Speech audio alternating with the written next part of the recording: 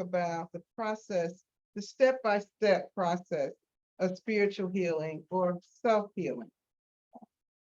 And I have another topic, subject that came to mind. You'll understand it later as I talk. But I really want to talk, I'm going to be talking to you about bears, bees, and self-healing. So just bear with me for the next few moments. So let me just first give you my definition of forgiveness. And it's a very simple one. It says forgiveness is the releasing the sting of an offense from your spirit. Let me say that again. Forgiveness is releasing the sting, S-T-I-N-G, of an offense. When someone has harmed you or you've been harmed or wronged, releasing it from your spirit. It'll make sense a little further as I go. Our opening scripture that Bettina shared was very important for this conversation from Ephesians 4:31-32, which says, make a clean break with all cutting, with all backbiting, profane talk. Be gentle with one another, sensitive, forgiving one another quickly and thoroughly as God in Christ forgave you. I also want to just add to that another short verse from the Christian Bible, from Hebrews 12:15.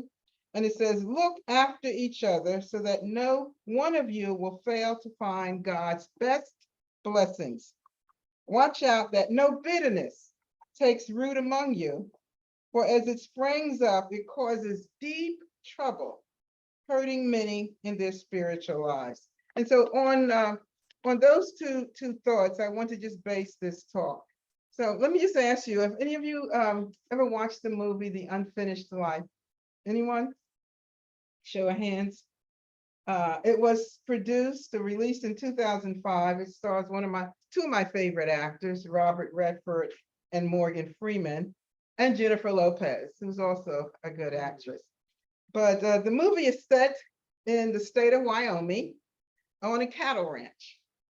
There are two friends that are played by Robert Redford and Morgan Freeman who have attempted to save one of their calves from a bear, a grizzly bear, a hungry grizzly bear. And the bear viciously attacked Mitch, who was played by Morgan Freeman. And because of that, because his friend, played by Robert Redford, his name is Eleanor, in the film, was drunk. He drank a little bit too much. He wasn't able to adequately or jump in enough time to help his friend from getting mauled. So his friend, Morgan Freeman's character, was mauled pretty badly by the bear, which left him really in a lot of excruciating pain, badly scarred on his face, badly scarred on his body, walking on a crutch, and really not able to function the way he had before. Well, Robert Redford's character already was dealing with some issues of guilt and grief because his son had died several years earlier in car crash. And he had blamed his son's wife for the death because she was driving the car. So now, coupled with the unresolved grief and guilt and unforgiveness he has over the death of his son, he now is feeling this guilt that he hasn't released because he was drunk and couldn't save his friend from the bear, from the serious injuries that he had. It's interesting that at some point in the movie, the fellow that had been mauled by the bear, named Mitch, Morgan Freeman's character, actually had compassion on the bear, because at some point the town animal control had been able to catch the bear and had brought the bear into the town and put the bear in the zoo. So the bear was caged as on view for everyone to see and gaze at it. But when Morgan Freeman, or Mitch, as he played in the movie, when he realized what had happened with the bear, he had compassion on the bear. And he asked his friend, who was played by Robert Redford, to feed the bear, to take some fresh meat with some honey to the bear, because the bear clearly, was used to roaming the wild and not being caged like an animal as he was. So that happened. And at some point later on in the film, and I don't want to give the whole movie away, but later on in the movie, Morgan Freeman was asked his friend to find a way to release the bear from the cage. He wanted Tim to set the bear free because he didn't blame the bear for what had happened. The bear was hungry. The bear was feeding on the calf. Though it was the bear's food, it was also the property of the cattle ranch. And so they were caught between two different realities, but Morgan Freeman didn't want the bear to be caged in that way. And so he encouraged his friend to set the bear free. You'll have to watch the movie. It's called The Unfinished Life to get the rest of what happened. But I also want to just challenge you today to think about, each of us, our own life. And what does it mean to live an unfinished life? What does it mean to live an unfinished life? And often we're so caught up in, what is my purpose? What am I supposed to do? What impact am I supposed to make? Am I supposed to be a great artist or a singer or actor or architect or become the president? What is it that I'm supposed to do? And it's all these things that we think about, what am I to become? But is that really about living a fulfilled or finished life? I want us to think about it in another way. That came to me as I thought about this, and I actually crafted and had this thought because yesterday, between moving my grandson with his parents back to campus, this film came on, and I hadn't watched it in a number of years, and it just dropped in my spirit, this idea of what is an unfinished life. I want you to think about this as I go through the next few minutes. So most of us have never encountered a bear, right? Right. Have you ever encountered a bear? No. No, it's certainly not a grizzly. For the most part, we don't see grizzly bears in this part of the country. If you live out in Wyoming or that area, you will.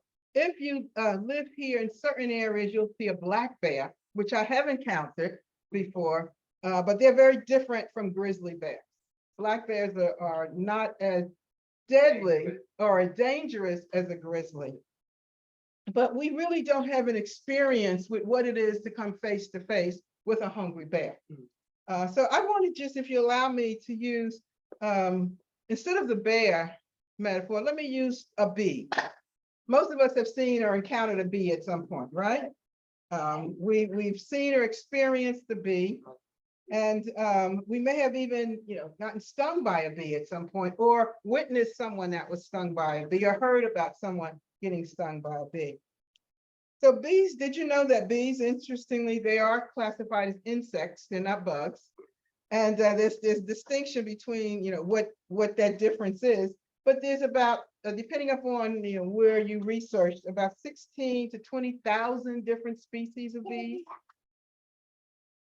Bees are also, which you may know or may not, a very important part of our ecosystem, meaning they help keep the balance in our ecological system. Besides being the sole producers of honey, anyone ever ate honey or anything with honey on it? Yeah, you like honey?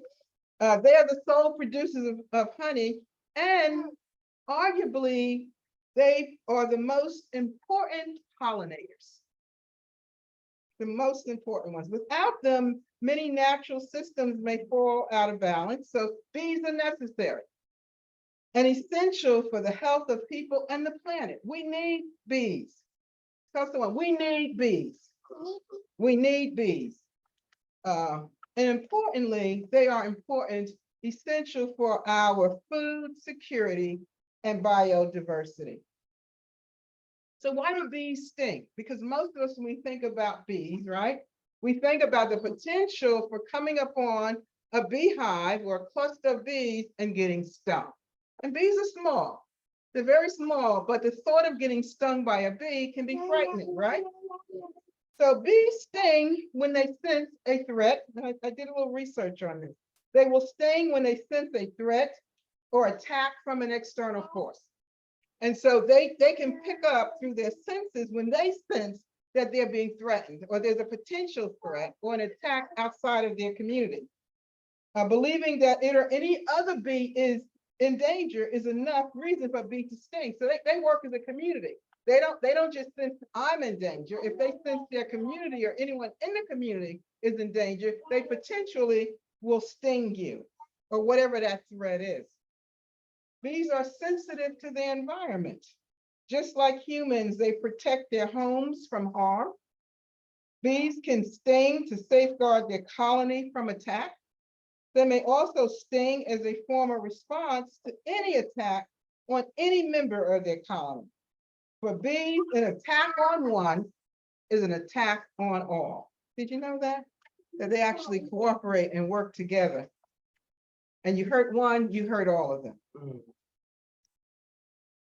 The bee sting. I've never been stung by a bee, but I have experienced a family member being stung by a bee, and it can be very painful from what I witnessed. When we think about this idea of forgiveness, using the definition that I gave you, that forgiveness is releasing the sting of an offense from your spirit. When a bee stings you, it embeds within you its stinger.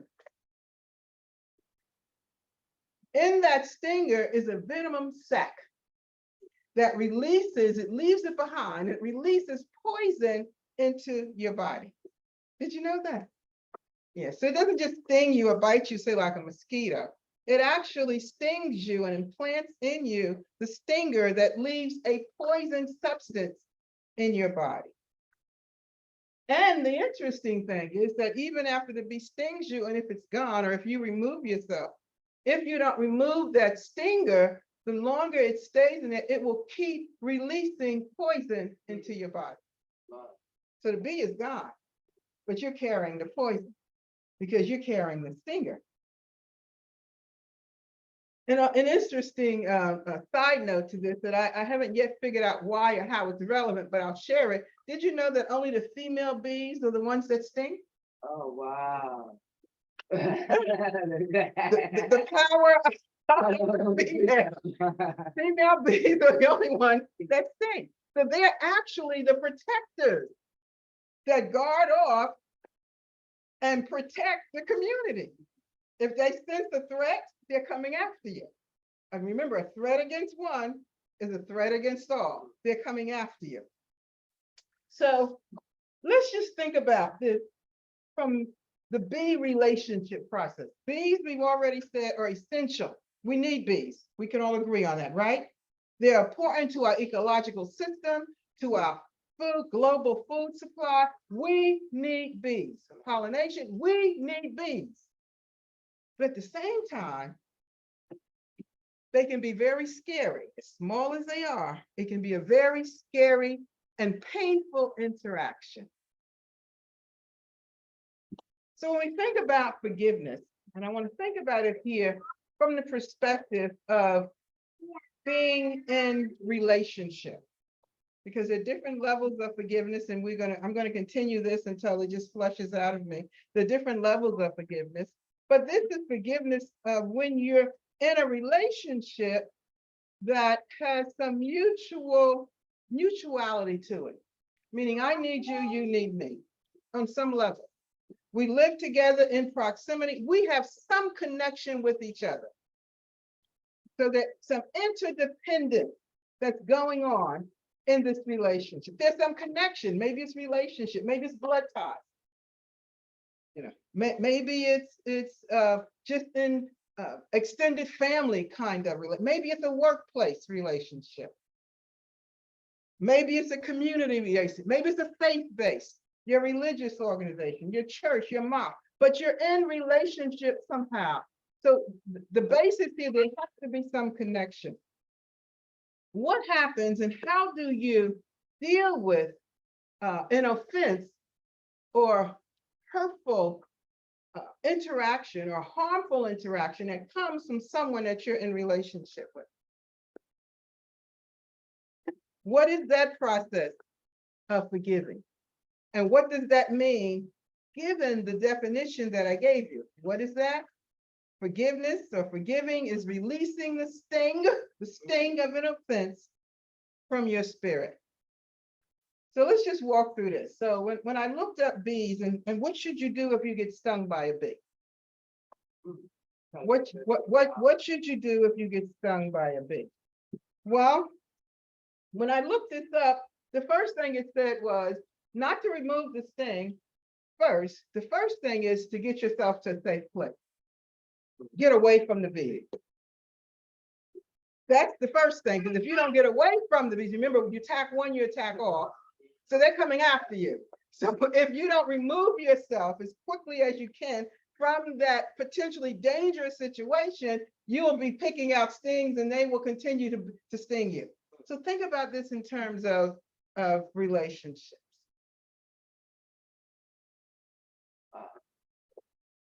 What do you do when you've been offended, hurt, harmed, trespassed by someone that you're connected to? What's the process of healing in that relationship? Well, I would suggest when we think about what's the first step with getting yourself, when you've been stung by a bee, is to move to a safe space. I would suggest that the first thing you should do, as much as possible, is remove yourself from that relationship or that situation. Get yourself out of harm's way. And that could be psychologically, it could be emotionally, it could be physically, depending upon what the offense is. Let me just share an example of this from my own experience. Remember, y'all, I've lived a long time, so there isn't much I haven't seen, done, witnessed, or experienced. But some years ago, many years ago, when my husband was pastoring in Brooklyn, before he became the presiding bishop of Triumph, he was pastoring in Brooklyn. And that's where we went every Sunday for service. And there was an occasion where there was some tension that arose within the community. A lot of that tension centered around some differences between myself and some of the other females about our role in the community and how we should, how we should be using our agency, etc. But on one particular day, it was a Sunday, one particular person in the community who took it upon themselves to verbally assault me. Actually, it was actually during our service, verbally assault me. It startled me at first, and then I just kind of let it go. But then when the service was over, this person continued to taunt me and literally followed me around the building as I was talking to other people, taunting me and attempting to engage me in a hostile way. And at some point, I began to feel just physically like I was unsafe. Because it's one thing for someone to mouth off and, you can do it from the other side of the room, it doesn't bother me. But if you're continuing to follow me and get up in my face, that feels like you are trying to do more than just verbally assault me. So at some point, I became so overwhelmed with what was happening, I turned to the person because I had my back to them and they were literally breathing down my neck. I turned to the person and I put on I went into my church mode. I did what I knew to do from the church mindset. And I just put up my hand and I said, Satan, God rebuke you. And I said, Satan, God rebuke you. And I think it startled the person so much that they backed up like this, and another person literally dragged them away from me. When I thought about this, I said, if I had the tools that I have now, I would have done something differently. I'd have probably opened my arms and said, do you need a hug? I think maybe you need a hug today, because I would not have felt perhaps so fearful in my own body. But that experience was like the bee sting to me. It created a deep, deep wound that took me some time to get over. And I remember I was so affected by it that I literally felt like I had to get away from church. And I couldn't be there in that place anymore because I didn't feel safe. And I kept trying to go for a few weeks. And finally, I told my husband, I can't go there. I don't feel safe. And I stopped going for maybe about a year or a year and a half, somewhere around that time. When I think about it, it's been some time now. But during that time, it took me time to really work through what that experience was and to not allow that poison, that interaction to just pollute my whole being. Because I went from feeling afraid, feeling unsafe, to feeling angry, to just, having almost bitterness towards the person. But eventually I worked through that. I worked through it to the place where about a year and a half or so, I was able to come back slowly. And at some point I was able to come face to face to the person and say, they never apologized. They never acknowledged even that they had did harm, and say to them, you assaulted me. But I have released it, and I've released you. I'm not holding it against you. When I thought about this process of healing, what do you do when you get stung by a bee? After you remove yourself from the space, step 2 is you have to remove the stinger. So you have to get yourself out of that situation. Then you have to remove the stinger. Because if you don't, even if the bee isn't there, the person isn't there any longer, if you remain in that environment, or you don't remove the stinger, you're going to keep having that poison go into your body. Oftentimes, we either stay in a situation and when we don't feel safe, and safe is not always physical. It's not because someone's going to do you bodily harm, but do you feel dishonored in your person? Do you feel violated emotionally? Do you feel violated mentally? It's not just physically. People say, oh, I've never been abused. Ain't nobody ever going to put their hands on me. Abuse, sometimes the most serious abuse is the abuse that doesn't leave scars. The scars that you don't see. So removing yourself is key, but then removing the stinger, you got to get the poison out of you. Remember I shared last week that when we have a relationship, we have an offense, there's an entanglement of energy. That poison that was in the offender gets in you. It's not that you did something wrong. It's not to blame the victim, but to say you have to let that get out of you. Because if it stays in you, it will continue to affect you and spread throughout your body. So get to a safe place, remove the stinger, and then after you remove the stinger, the instructions if you're stung by a bee, or how to heal yourself when you had one of these, been in one of these abusive situations where there's the need to forgive, you have to clean the affected area. Get to a safe place, remove the stinger, clean the affected area. Some of the suggestions of cleaning the affected area was through, fresh cold water. And water is symbolic of spirit. Water is symbolic of energy. It is symbolic of put yourself in spaces where you have a cleansing, a spiritual cleansing of freshness, where you're not sitting in and just dwelling in that which happened, but you have a refreshing. Like if you put your arm under running water, what does that feel like? The coolness of it. It's refreshing you. It's cleansing you. On a spiritual space perspective, it's cleansing you from the inside out. You're allowing yourself to go through that. And one of the things that I noted when studying for this is that removing the stinger is painful. Removing the stinger is painful. So if you're stung by a bee, removing that stinger is going to hurt. It may hurt as much as the sting hurt, but yet in order to heal, you have to remove the stinger. And a lot of times we don't heal, we don't go through the process of forgiving, that whole process, because it's a painful process. So you have to deal with the pain of what happened, but you also have to deal with the pain of healing. And then finally, remove to a safe place, remove the stinger so you can stop the infusion of poison, cleanse the area affected, and then do self-care. Whatever it is that you need to make sure that you are back to wholeness, you're healed, you are back to your original state.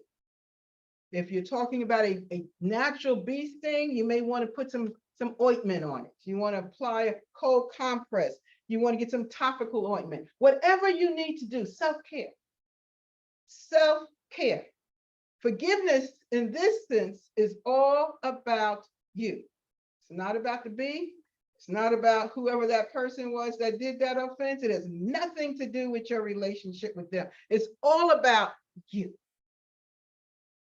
It's all about the person that's been injured. I think this is where we have stumbled in our culture, where we've entangled forgiveness at this level and made it something about the other person, and it's not. Just like with the bee or the bear. At first, it's about you. Did you move yourself out of that situation? Did you do the painful work of removing the poison, getting that poison out, and then cleansing yourself, and then just sitting for a moment and allowing yourself to be healed? Next week, I'm going to deal with how not to get stung by a bee, which is possible. Because once you've been stung by a bee, once you've been hurt in that way, you don't ever want to put yourself back in a situation where that will happen again. You don't want to try to snatch food from a hungry bear. Right? You don't want to approach a beehive because they may sense you to be a threat to them. So how, once you've been in that situation, to protect yourself so that that doesn't happen again to you. So again, what is forgiveness as we close out today? Forgiveness is the process of releasing the sting of an offense from your spirit. The process of releasing the sting of the offense from your spirit. Move yourself out of the situation to the degree that you can. Remove the sting, cleanse, go through a cleansing process for the area that was affected, and continue with your self-care until you feel that you've been healed and you're no longer wounded. Once you've healed, you won't forget what happened, but you won't have that poison in you affecting your life. You won't have bitterness. You won't have resentment. You won't have a need to get revenge. And even the memory, as Brenda talked about, the memory of painful events, you can remember what happened and it doesn't cause you any pain. Because the sting is gone, you cleansed it, it's healed. So you're not going to forget what happened, but there's no pain, and you can see that person or that be in that situation, and it doesn't bother you, yet you're wise to know that this person perhaps hasn't healed themselves. That's the other side of the coin for forgiveness. And we'll talk about that next week. Not just when you've been offended, but what happens when you offend someone? When you are the one that brings harm to someone? How do you heal yourself and heal the relationship in that situation, under those circumstances? All right, so thank you for sharing today. I pray these were some helpful tools to help you just work through the first step of healing yourself spiritually. Bettina is going to come now with our positive affirmations for self-healing, and then we'll come back with our announcements.